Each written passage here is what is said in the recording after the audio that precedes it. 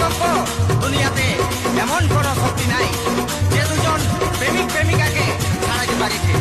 তারাই হারিয়ে যাবে যদি সত্যি ভালোবাসা হয় সেই প্রেমিক প্রেমিকার কাছে।